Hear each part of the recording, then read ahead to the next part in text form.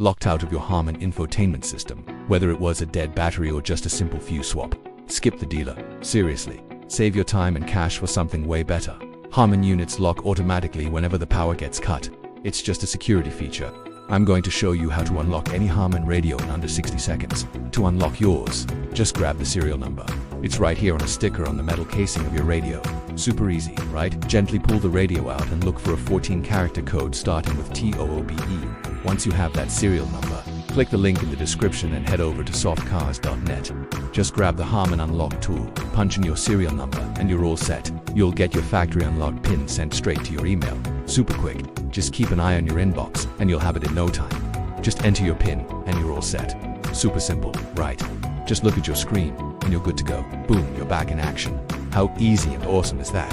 You just jumped right into the groove and it feels fantastic, right? If this video just saved you a trip to the dealership, smash that like button and subscribe for more car tips just like this. Thanks for watching.